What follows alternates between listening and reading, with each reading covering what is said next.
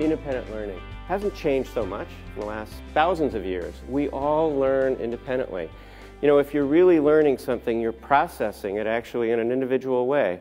You may be in a room with a lot of people gathering this information, but that real learning, when that happens, that aha moment, it's basically a personal thing.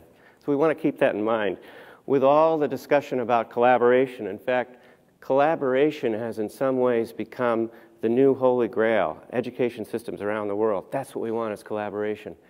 It's fantastic. And yet, independent learning is still just as important. And really what we're talking about is a continuum from independent learning to global citizen. We need both. We need to nurture both of those parts every day. And the more that community can be engaged in the process, the more that design is going to reflect what's going on in their world, the more personalized it is, and that's so important. So at a session like this, we'll typically give a presentation summarizing a lot of key design patterns. So people are kind of excited about the different possibilities, and then they have a chance to come up with some of their own ideas.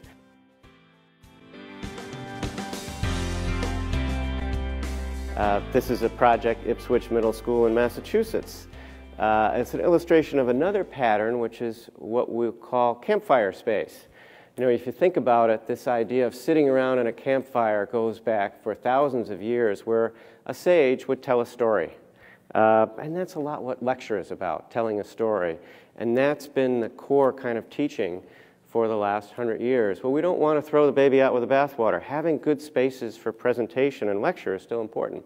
Collaborative watering hole spaces. Here's another design pattern.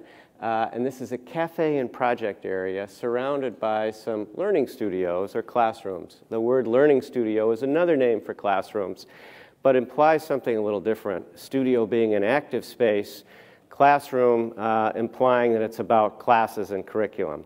But you might think of it in a similar way. In fact, it's a space that could be enclosed. And then those blue areas are small meeting rooms. So we're not always meeting in the same size groups. It's not always 25 or 30 students. Sometimes it's 2 or 3 or 4 students. These are some of the small cave-like spaces at Google offices that engineers have to work in. If it works for Google, who's one of the most successful businesses in the world, I think it would be good for our kids. Here's a school in southern Australia where we have a cave-type space, a reflective space built in the form of window seats. And the more we use those kind of spaces, we see how popular they are, that kids are just craving some personal space in schools. Student workstations, personal space, home base is important. Here are 2 schools, both in Minnesota, where all the students have their own workstations. In this case, at the School of Environmental Studies, it's affectionately called the Zoo School. It's in Apple Valley because it's on the grounds of the Minnesota Zoo. It's for 11th and 12th graders. It's a high school of choice for 11th and 12th grade. Every student has their own workstation. They're about to start their 14th year. Very successful school. Very orderly, well-developed curriculum where students are operating more like those adults at Google. This is from Brown University. These are the kind of spaces that kids want, and it's not just limited to universities. It's just in the past, that's mostly where we've seen them. Those kind of agile, small spaces where you can write on the walls, and not only is that important to see your own work when you write on it, but to be able to walk by and see other people's work so we can share that. This is at the Australian School of Math and Science. This school was actually inspired by the Zoo School in Apple Valley, Minnesota. It's in Adelaide. They have terrific outcomes. It's a real successful school. You'll notice the different learning modalities going on. You've got this sort of watering hole mode, collaborative. You've got a campfire or lecture mode going on.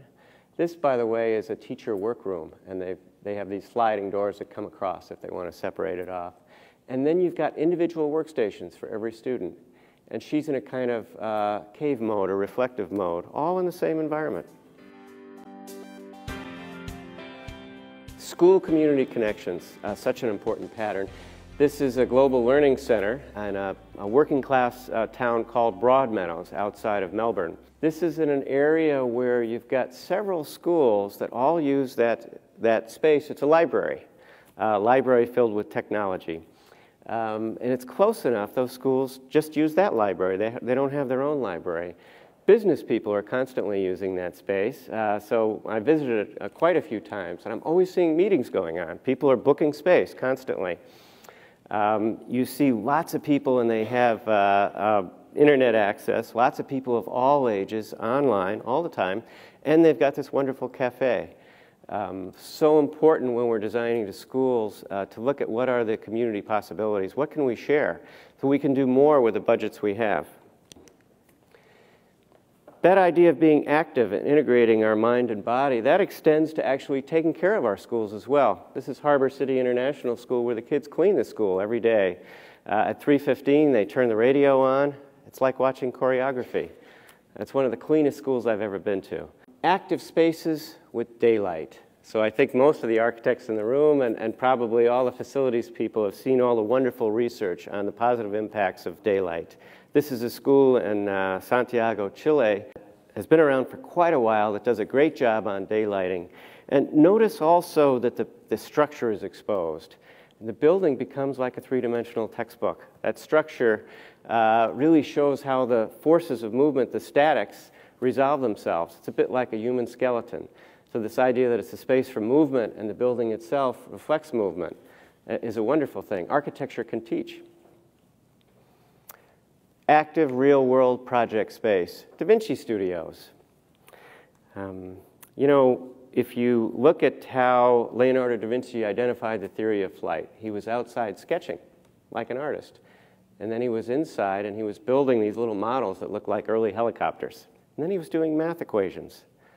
Science, math, construction, art, all integrated. But he wasn't going to a separate department for each one of those things.